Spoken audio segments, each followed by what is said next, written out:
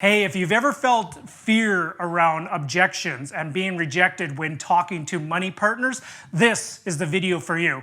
Hey everybody, what's up? I'm Russell Westcott. I help real estate investors start, grow, and scale the real estate investing portfolio of your dreams. So I've been following along in this video interview series. We're now on part 3 of the 5-part series of my interview with Arlen Dahlin. In this one, we take a really deep dive into investor resistance and objections. Like I remember like it was yesterday, it was late 2002. I still was bald, okay? I had my first investor presentation. Now understand, when I say my first investor presentation, this was the first time I ever presented to somebody. This was the first house I had ever bought. I hadn't even bought my own personal residence. I was living in a basement suite and I was renting. So when I say I started at zero, I started at zero. So I remember like there, I prepared. I had all my ducks in a row. I had, paper copies of everything. And I was, calm, cool, collected. I was all pumped up, doing my affirmations, visualizations, talking to myself in the mirror, the rear view mirror in the car before I went into it. It was at a white spot in Coquitlam, British Columbia, where I had this first investor meeting. So I'm sitting there and I'm there and I'm ready to present, and I was shaking so bad. My knee was tapping the center, the table. We were at one of those high top tables, the center leg of the table. It was hitting that thing so hard, honest to goodness, it sounded like there was going to be a pipe burst in the wall. The presentation was going along fantastic. Then all of a sudden, wham, an objection. What are you doing for this? Why are you getting 50% of the deal? Oh, how come I'm taking all the risks? All these questions that started coming up. Once these objections started coming up, I remembered my training. I remembered some of the magic words that Arlen had shared on how to handle objections. Quite honestly, objections are not to be feared. Objections are actually to be welcomed. You should actually welcome them because that means that the person you're talking to is still interested, and all they're doing is they're looking for a little bit more information. And actually these objections give you a moment to shine. It gives you a moment to share your expertise. It gives a moment to share that you've got your ducks in a row. It's a moment to share how organized you are. Anyways, I could go on in just this intro alone, but this part 3, and also part 4, we're going to dive into this as well. We go headfirst into handling your money partner's objections, how to turn them around and actually use them as your ally. So sure hope you enjoy this video presentation. Make sure you subscribe wherever you're watching this. Subscribe and you'll get notifications of more videos upcoming. The other thing I want you to do is, if you're watching this on YouTube, in the comments below, or even on Facebook if you're watching it there, in the comments, type in your objections, the objections you've heard from people, and I'll keep monitoring it, I'll keep following up, and I'll maybe put another video together for you. At the end of the day, objections are to be welcomed because it keeps you moving forward. Okay, enjoy this video. Talk to you at the end. Bye for now.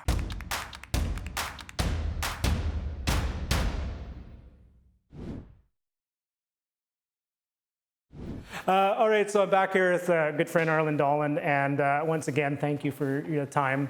And I know this is for you to just share this. One of the things I'm doing with this project is I actually want to get a digital archive of a lot of this kind of stuff, because your very first presentation that was so inspiring to me, I actually don't have a copy of it anywhere. I don't know if you have a cassette tape. I don't either. And it was just I'm shocked that I didn't keep it, because that cassette tape that came to me in the mail of you talking about joint ventures, and it was only about 20-minute presentation, and that's fundamentally shifted a thought process and fundamentally shifted a direction I was going. Wow. And which then led into creating of a program and investing in more real estate, writing a book, doing this interview, other things. So it's actually spawned another level or 10 deeper and inspiring people across the country. So thank you. Oh, thank you very much for that. You just never know what you do. When you put something out, you just never know how it impacts people, do you? No, you don't.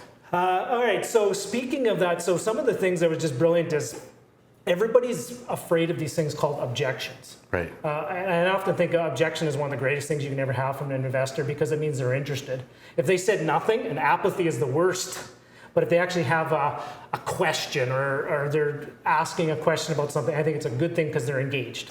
Oh, right? Absolutely. If they're asking questions, that means they're actually interested. Yes. If they're not asking questions, they just want you to get another topic about the hockey game yesterday, that's different. When they're asking you stuff, that means they're considering it. Yes. Absolutely. So a couple of the ones that, and you can fill in the gaps if I'm missing a few of them, but I remember one of the big topics everybody has is, what do we do with the cash flow, or what is the cash flow on this investment? How do you handle that one? Yeah, so I'm I'm different than most on that one. And part of it is because I'm so want to be on that under promise, over deliver side of things. So I tell people there is no cash flow. Zero. Yeah. And I tell them, I go, well, here's the reality is, I could buy a house, townhouse, apartment building or whatever, and I could run a spreadsheet and it'll show cash flow. Yeah. But I said, I want you to make a decision based on no cash flow. And I get a lot of people, I go, that's not a very good sales pitch there, dude. Mm-hmm. And I go, think of it like an RSP. Do you have RSPs? I mean, does your RSP pay cash flow? No. So this is an investment for you. Yeah. You have a business, you have this, you have that. That's what's paying you. So I want you to look at that that way. And I go, plus, when there's cash flow, if we want to be astute, we want to build up a war chest because things do happen and things do go wrong. They will. They will. And I say that. It's like if you own a business, you have clients that maybe go bankrupt and you're stuck with a bill. There's always, every business has that. So plan for it. So I go, if you need monthly cash flow, this is not the investment for you. Right. That's how it works with me. It's straight up, it's not. Yeah. And that's one of your filter criteria. If somebody needs to live off of the cash flow from the investment, this is not for you. Right. I mean, for those of you that already invest in real estate, if that's what if maybe like 1 in 100 when you drill down, that's where they were at. Yeah. But if you drill down and that's where they're at, you just swing the conversation and go, well, I might have an opportunity for you to invest whatever, 10, 20, 30 grand, and I'll pay you 10% interest. Simple interest. You just debt investor or equity investor. Exactly. Say, I have a solution for that if that's what's more important to you. I think this way is actually better. You're going to do better. Yeah. But if this is what works better for you, then you still have a solution. Yeah. And a corollary to that. Sorry, I've been reading and I got some bigger words now that I'm using. A corollary to that question is, can you pay my line of credit? Let's say they use a line of credit. Who's going to pay my line of credit? I'm really crystal clear on that. It's not me. Yeah. How they get their money or how they access it is their thing. Yeah. And then, like for me, my job is buy the property, manage the property, whether it's myself or a management company. Because if it's a management company, you got to manage them. Sell the property, maintain, make decisions on rent, all that stuff. And in doing all that, I also clearly have expenses with, cell phone, travel, this, that, and all that stuff, but I don't bill that back to them. So I take care of my side. However I want to pay for it, take care of it is what I do. Their job is to bring in the cash, whether it's just because they got it sitting in a mattress or they got it, or they have to borrow it, or whoever I do. That's their business. But no, I don't pay for their lines. Right. And do you ever, and you probably just as clear as that, is just, it's point blank, black and white, simple. And you just, will you pay for my line of credit? What's your answer? No. That's it. And typically you don't have to, and many times they probably just say, okay. Or they go, well, why not? Yeah. I've never had actually why not, but I've had, but it never was the stumbling block. Yeah. I mean, I always relate it. I had that question a few times, and I say, it just gets convoluted because if I pay that, then now we got to work with you, and you got to pay the depreciation, the gas in my vehicle, and the cell phone, and all the costs that I just. You do your part, I do my part. It's just really simple this way. Well, let's pragmatically think about it. And you probably will never, guys, we're just giving you we're arming you with a thought process. Sometimes you will never ever even get the objection. But you pragmatically think about, let's say the person puts 100 grand in and it's at 5%. I'm just round number. What is that, 5 grand a year, 480 bucks a month, or whatever the number is. Let's say it's 450.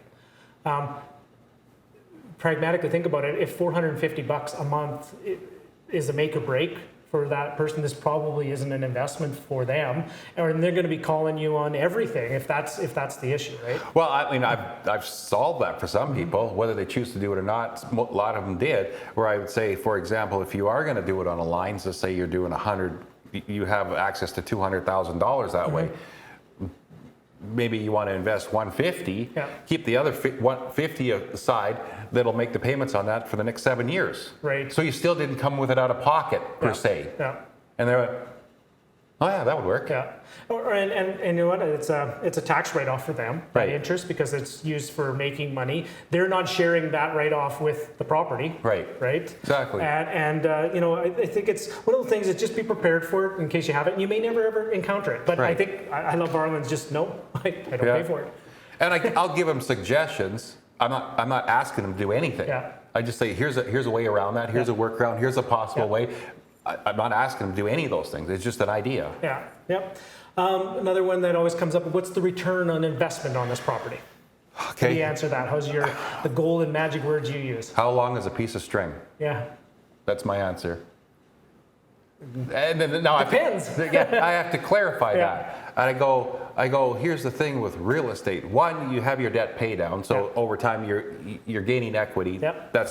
That's obvious. Yep. The next thing a lot of times what you're looking for is equity appreciation. Well, that's not linear. You know, that could go click, click, click, click, click, dunk, click, click, click, wing, Yeah. click, click, click, dunk. So if you're looking for an annualized return, it's like, Lord only knows, I have no idea what to tell you, dude. Yeah. Over the long term, I still will never say a number, because Yeah. if I say any number that I say, honestly, I actually view it as lying, because if you knew that number, Yeah. I'd be so dirty, rotten, filthy, stinking rich right now. I wouldn't even, I don't know. You know, nobody knows that. Yeah. Nobody knows that. Yeah. But what I can say is here's roughly, and I usually do a pretty wide range. What I make it less than what I think. I go, you know, roughly I could see the return over a 10-year span being roughly in this range. Yeah. And I prefer not even really do that. I sometimes, if you've done a few before, you can use some previous examples, and I don't want to use my best. Yeah. The last thing I want to do is, because you're creating a bar. Yeah. Right. So usually what I'll turn to them, I do this every time. I go, so what rate of return would be satisfactory for you? So you get them to almost like I'm not do a asking. benchmark. I'm not asking them what rate of return do they want. Yeah. I want 500%. Me too. Why not ask for it? Here, I got $1 million Right. bucks. Let's put it in. So I've had people say to me, "Oh, I want 40%," and I go, in my mind, I go, I know I've done that for people. I don't know. Like, again, I don't know the future. I probably could do it again. It might be less. I don't know. But what I do always turn to them and go, so I want 40%. Where are you getting that now? Yeah, because I might have some money to invest with you. No. The reason why I'm asking, because they call them go, out they on go, it. I want 40%. And I go, what in the return are you getting now? Because typically it's about 2. Yeah. And their answer typically is, well, I'm not, but that's what I want. Right. So I go, so what are you getting now? Yeah. Like I'll just stay on that one. What are you getting now? Like, Yeah, you got an RSP? I'm getting 4. 4. Yeah. So basically, if I could get you 5 or more, You'd be happy.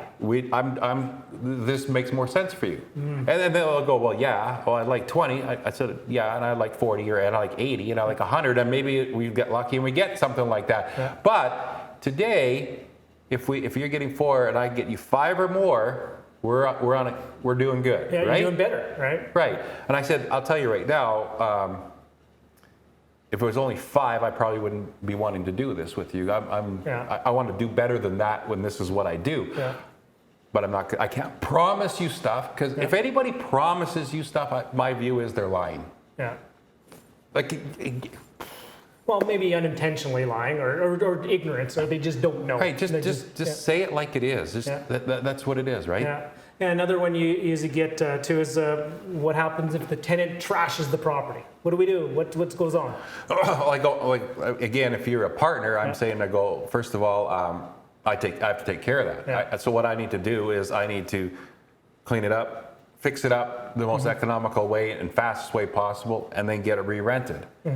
Now, I'll tell you, if you're my partner, I probably, if the day, and that will happen at some point. Yes. It will. I won't call you and tell you that. And I go, it sounds like I'm trying to hide something, right? I go, I'm not. I go, couldn't be more the opposite. It's because I'm the active guy. If I say that to you, all I do is create stress in your life. Right. That's just what my job's for. I might tell you after, say, guess what? A couple months ago, this one, dang tenant, I was going 24/7, getting this sorted out, got it, fix it up, didn't cost much, kept the security deposit, re-rented it actually for more than we had before, done and off it's going. Yeah. But only after the fact. Again, I look at how I want to be treated. It's like I'm a property manager. Yeah. I kind of want them to tell me everything, and I kind of don't. Yeah. Right? I kind of rather them just go. If I'm calling them, how's it going? It's going awesome. Thank you. Hang up, and we're done. I don't want to hear the rest of it because I don't want to have the stress. Yeah. If they were by my side and everything, that's different. Now I tell them everything, and I go, I just do that to make your life better. That's what my job is. That's part of what I'm getting paid for. Now, a little bit of a side question. We're going to come back to some of these questions that money partners, investors ask you. Have you flipped over to the other side of the coin where you're now the investment partner and more of the passive and active? You're not the active. Have you flipped over to the other side where you're putting the money in? No. Not yet. No. Or probably maybe never will, because you have a skill set on that. And a lot of people say is, I think I learned this from you even, is, quite frankly, I'd much rather be you, and all you have to do is stroke a check and look at a statement once a year and get this or that, than to actually have to do all the work. I definitely at some point will turn that way. Yeah. And when I turn that way, I'm not going to be, the more experience somebody has, the better, but my number one thing I'm looking for is character. Yeah. I'll take character over experience anytime. Yeah. And you had a, not to put you on the spot, but I think this will just flip off off the tongue because you do it all the time, is you like working with business owners because they get it, of the whole thing about the whole 50-50. Now that's the next line of questioning is, well, why are you getting 50% of the deal? Well, why am I getting 50% of the deal is because I just look at it, we got two halves. We got the guy that puts in the money. So basically they don't have the zero work, they put in the money. Believe me, there's value in for them putting in money. Yeah. And then they're working with me on the side of expertise, just plain work, right? Day in, day out, dealing with all the issues day in, day out from the time we buy to the time we sell. Now, my famous line with most people is when we're talking 50-50, I go, here's the thing. Because I've been doing this for a while, I will buy better than you. I will manage better than you. I will probably get more rent than you, have a better vacancy than you, and I will probably, when I sell for more profit than you would. Yeah, cheaper. Then I go, but at the end of the day, I'm taking half. Yeah. So at the end of the day, it's probably a wash whether you did it by yourself or did it with me. The only thing you're choosing is, do you want to do the work or not? That's the honest answer, and people are surprised I would say that. Yeah, and then the next logical thing is, well, do you have the time to do all this? Because this is a full-time job and it's a full-time career. Do you have this on top of everything else you're doing? Again, if you're talking to business owners, and I have that conversation with them, and I go, when you started your business, did you make lots of money the first year and work 8 hours or less a day, and with no problems? They start laughing because their employees are probably making more than them. Yeah. And they were struggling just to make, with their lines of credit, with their business, keep everything together. They were losing their mind, things are going wrong, and the banks are jamming them, and all that stuff's going on, and they made a bunch of mistakes. With enough years, now they may work a little bit less, they make a lot more, but they put in their dues. And I always say to them, if you wanted to do that in real estate, you've already proved you can do that. You could do what I did and be successful. I have no doubt you can do this. Right. The question is, do you want to do the 5 or 10 years of pain to get to that point? Because they've already done that. Yeah, do you want to do it all over again? Right. Yeah. And if you do, I said I just about guarantee you will do well. Yeah.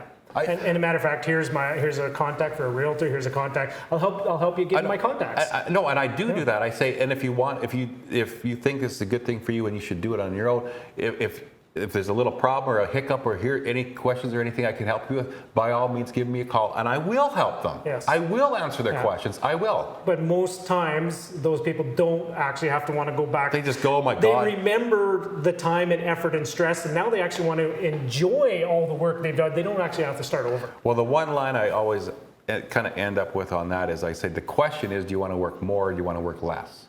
There's benefits to both. Yeah. I can't answer that for you. You can answer, because I go, you can do well with me, and you have the skills and the ability I already know, and the work ethic to do well on your own. Yeah. The only question is, do you want to do more work right now where you're at in your life, or do you want to do less?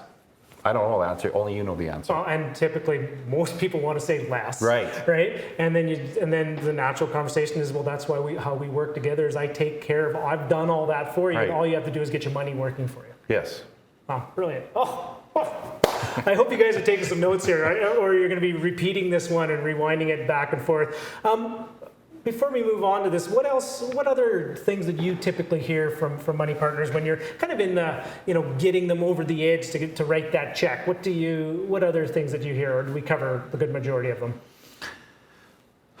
Well, I get some odd questions. Like I'll get someone that are just, to me, seem silly, right? Yeah. Like they'll go like, well, what if the housing prices just crash and go down? Yeah. And I go, well, yeah, definitely. Yeah. There is always a chance they could do a drop. Yeah. But then with time, they come back again. Yeah. And I would say with real estate is, you could buy just before a crash and look foolish and be kind of upside down. But with time, Yeah. you will. You'll do great. Yeah. I lots of times I use the example of my first deals I ever did. My first deals I ever did was way overpaid. Mm-hmm. Way overpaid, and I based on the market conditions at that time. Right. So Yeah. I'll just use rough examples. I bought something way overpaid. Yeah, yeah. I bought something for about 70 grand that was probably worth about 45. Okay. It was assumed a mortgage, so Yeah. you just and the rent at the time was about $400. I still have that property that I paid 70 for. So you paid in percentage terms, you almost you're not quite double, but it's a significant premium. Right. So, but now that same property is worth 220, and the rent is $1,500 instead of $400. Right. And I paid 70, which was more than 45. And if you didn't refinance, it's pretty close to probably free and clear, give or take. Yeah, exactly. Yeah. So with time, I mean, Yeah. again, my belief is always saying the truth, always being honest. Yeah. And I think it carries a ton of weight when I'm congruent with what I'm selling.